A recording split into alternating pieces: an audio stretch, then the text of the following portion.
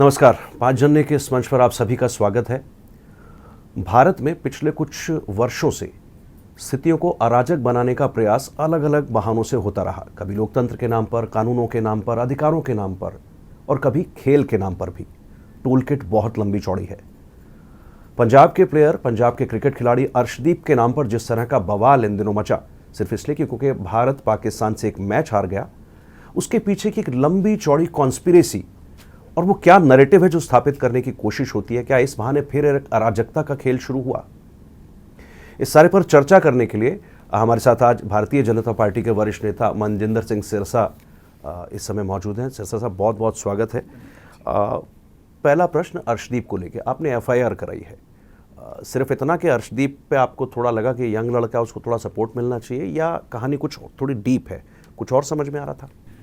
नहीं, देखो, अर्शदीप को जब अर्शदीप के हमला हुआ, जिस तरीके से उसके प्रति बोला गया, उसको खालिस्तानी के नाम से पुकारा गया, ये अर्शदीप के ऊपर नहीं, बेसिकली तो ये हमारे सिखों को पाकिस्तान की बहुत लंबी पुरानी एक उनकी रणनीति रही है, और जिसको कहते हैं ना ट्राइडेंट टेस्ट, वो बार बार उसी को टेस्ट करते हैं।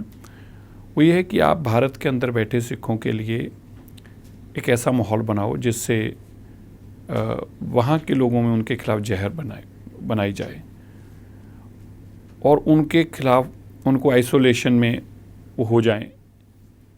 पाकिस्तान 1980 के दशक से लगातार ये करता आया।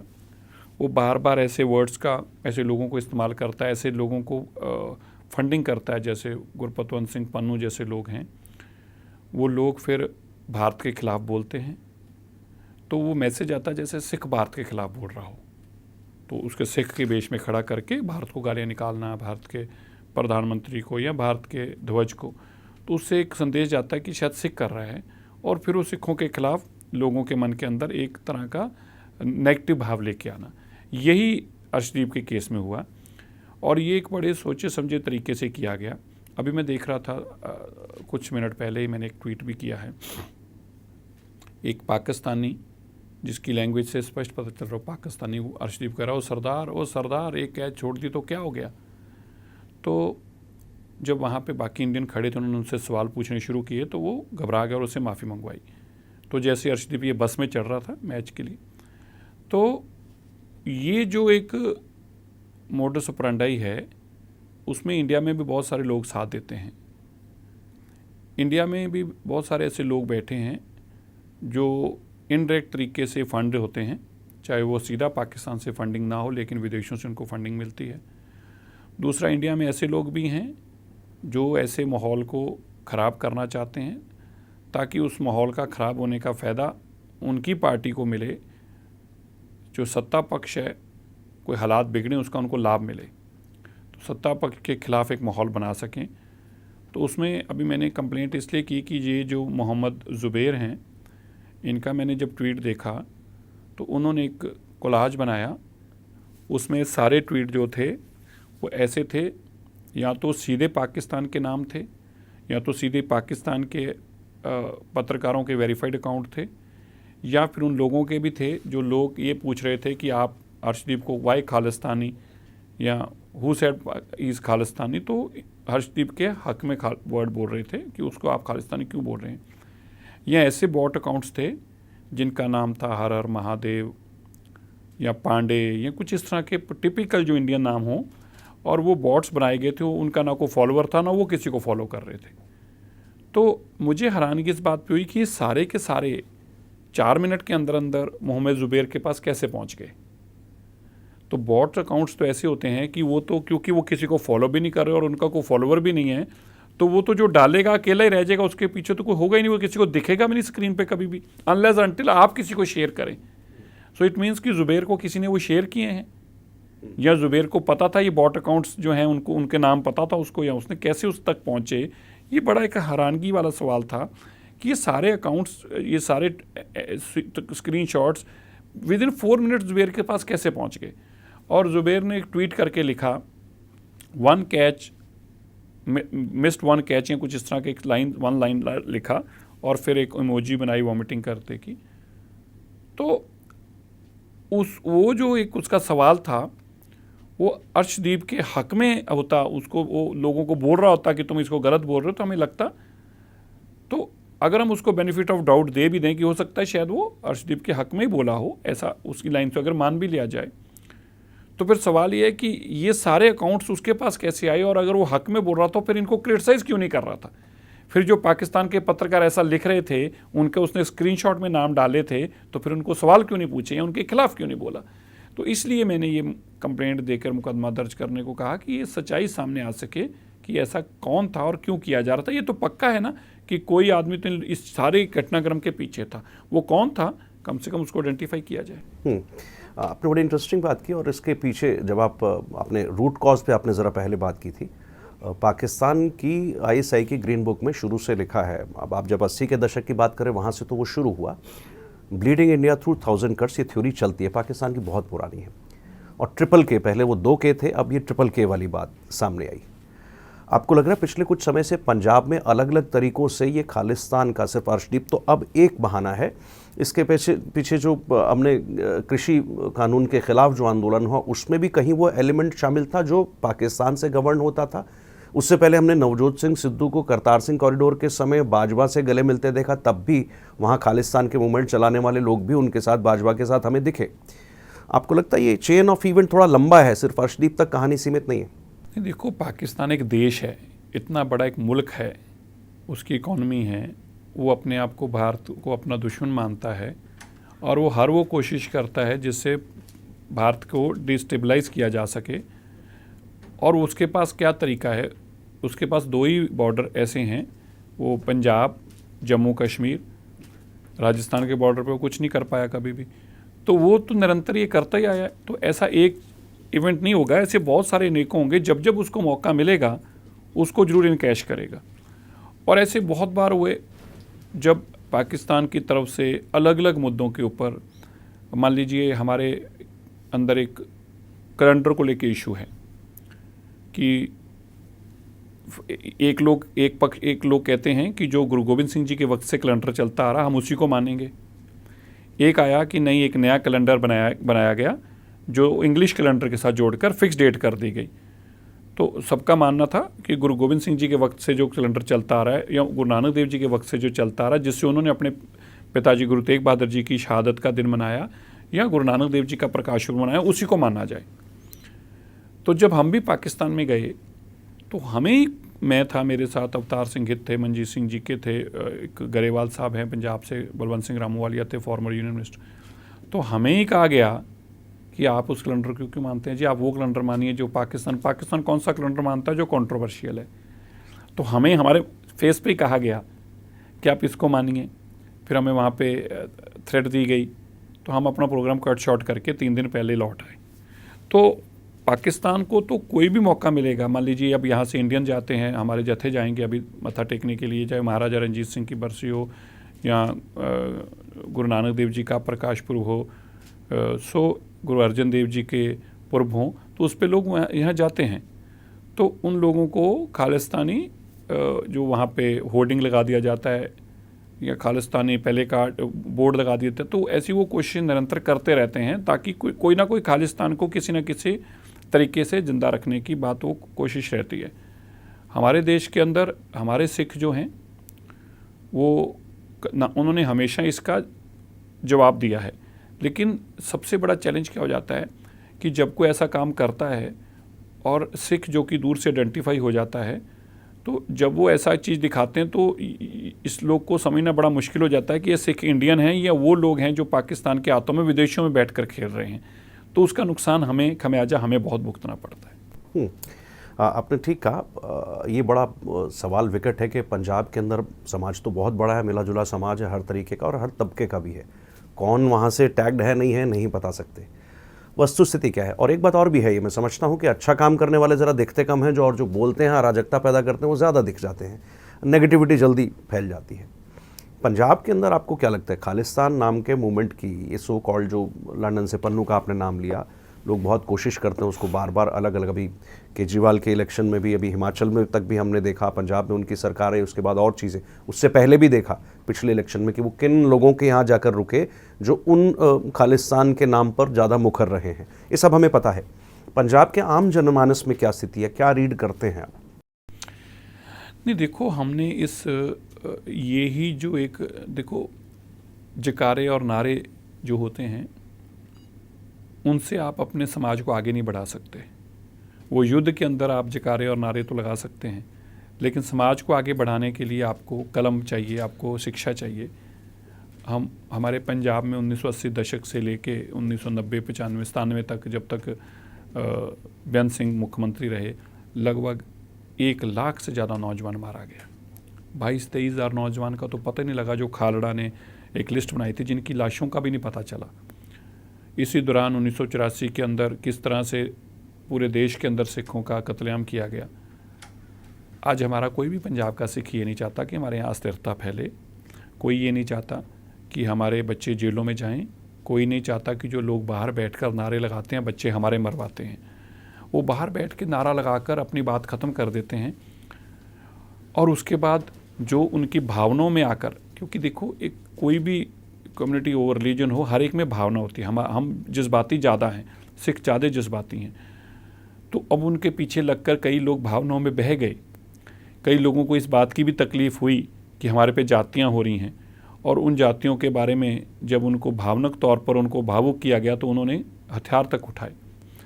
उसका खमियाजा किसको भुगतना पड़ा? उनकी कई पीढ़ियों को। खुद जेलों में रह गए, आज भी बहुत सारे लोग जेलों में हैं। उत्तर प्रदेश में एक हमारे सिख बहुत लंबे समय तक जेल में रहे, 27-28 साल। जो बाहर आए, मैं उनका नाम लेता ठीक नहीं लगता, उनकी आर्थिक स्थिति ये थी कि उनके पास इलाज कराने को पैसे नहीं थे।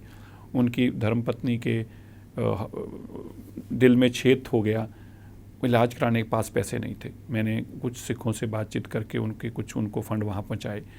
तो तब उन्होंने मुझे कहा कि आज मुझे इस बात का खेद है कि मैंने अपनी बहुत लंबा समय पंथ के लिए लगाया, लेकिन आज मेरे पास कोई एक आदमी भी नहीं है जो मेरी भी कुछ सोच पकड़े। तो तब तो भावनाओं में लोगों के बच्चे जेलों में चले गए, माँ बाप पीछे से तड़प तड़प मर गए। आज पंजाब का कोई भी सिख कभी भी कल्पना भी नहीं करता कि उसकी आने वाली जनरेशन इस तरह जेलों में बर्बाद हो, ना पहचाने हुई उनकी लाशें मिलें, उनके बारे में पता ना लगे, और बाहर बैठे लोग इस पर राजनीति करें। ये कोई नहीं चाहता।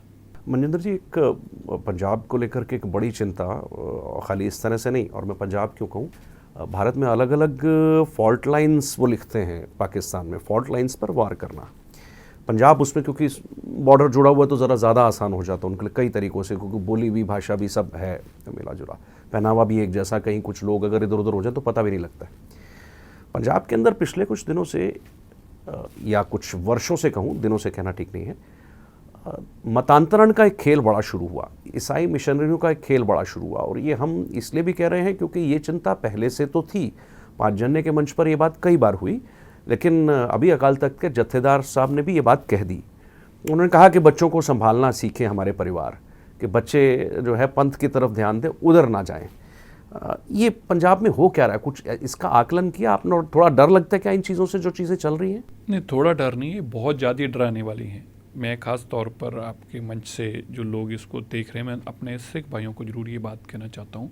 शायद हमें बहुत इसको छोटी सी बात लग रही होगी, लेकिन आपके परिवारों को ये खा रही है रोज़, और आपके हमारे परिवार एक ही हैं, तो इसका मतलब हमारे सिख को अगर खा रही तो हमें ही खा रही है वो। ये बात मूवमेंट अपनी शुरू हुई, ये मूवमेंट तो 18वीं सदी में शुरू हो गई थी।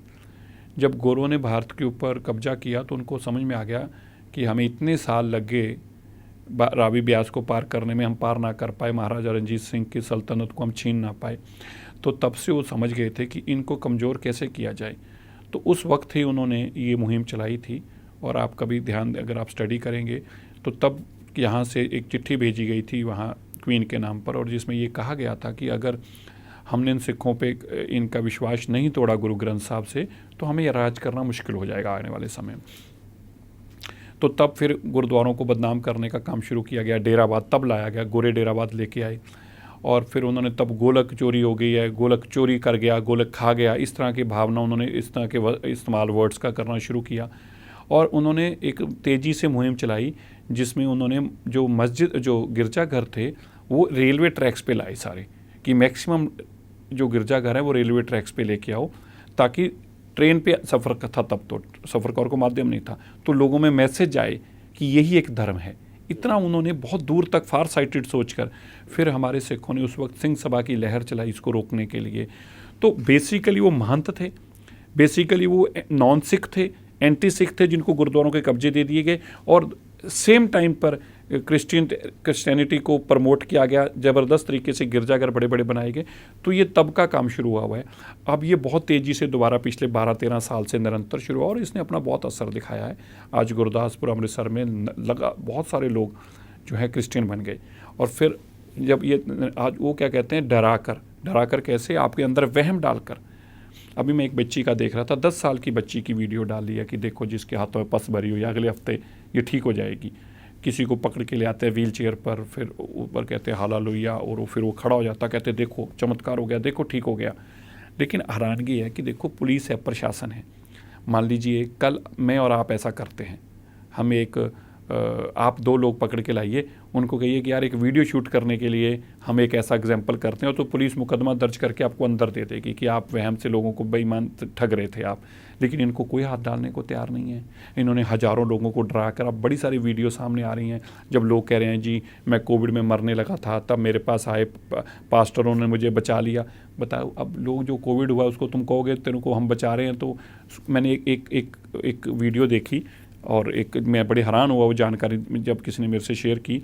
एक बस को पानी में खड़ा कर दिया और बंद कर दिया, और ड्राइवर कहता जी बस स्टार्ट नहीं हो रही, मैं कोशिश कर रहा हूँ, बच्चे स्टार्ट नहीं हो रही। बच्चे रोना धोना शुरू हो गए। उनको कहा कि चलो हम अभी एक बार क्राइस्ट के आगे प्रेयर करते हैं, तो हम रिक्वेस्ट करते हैं क्राइस्ट हमारी हेल्प करो। तो फिर उन्होंने कहा बस स्टार्ट, तो बस तो ठीक ही थी, फिर सेल्फ हमारा स्टार्ट होगी। ओ हो देखो क्राइस्ट ने हमारी हेल्प कर दी, अब हम क्राइस्ट का थैंक यू करेंगे और क्राइस्ट को कहेंगे कि अब हम आपको कभी नहीं भूलेंगे। अब एक 5-7 साल के बच्चा जिसको लगा कि मैं बस में फंस गया हूँ, पानी में मर जाऊँगा या क्या होगा मेरे साथ, उसके जहन में से, दिमाग में से कोई बात निकलेगी नहीं। इस तरह का प्रोपोगेट करके ये लोग जो हैं इतना खतरनाक एक मिशन के तौर पर काम कर रहे हैं, और इनके पास पैसा कहाँ से आ रहा है। इतनी बड़ी चर्च बना दी, मेरे को लगता है कि शायद उस चर्च में बता रहे हैं 500 करोड़ रुपया लगेगा। अब 500 करोड़ रुपया उस चर्च पे लगाने के कहाँ से आ रहा है, ये बहुत बड़ा सवाल है। इसका मतलब एक तरीके से पंजाब के ऊपर हमला है।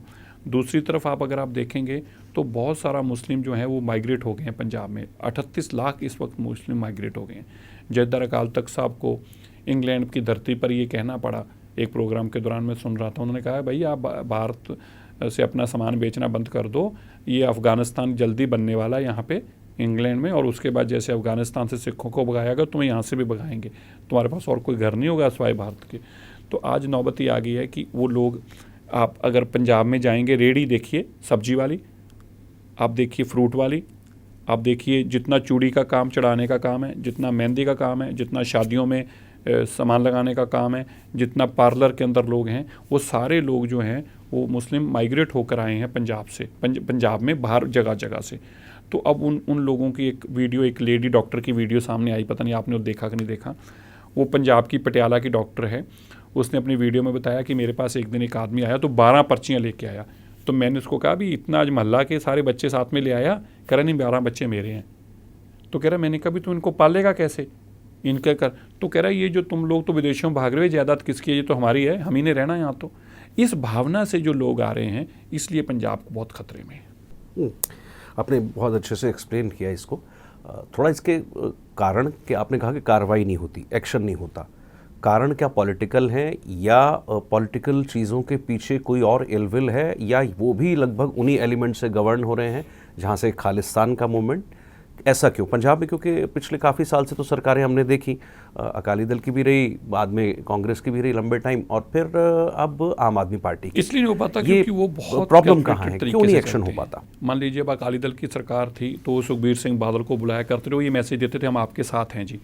अब एक प्रोग्राम करते थे, मैं भी एक दिन एक प्रोग्राम में, मैं रास्ते में यही डिस्कशन करता जा रहा था, थोड़ी देर पता लगा हम अमृतसर पहुँच गए, और अमृतसर बादल साहब उसी स्टेज पर चढ़ गए जहाँ पे यही प्रोग्राम हो रहा था।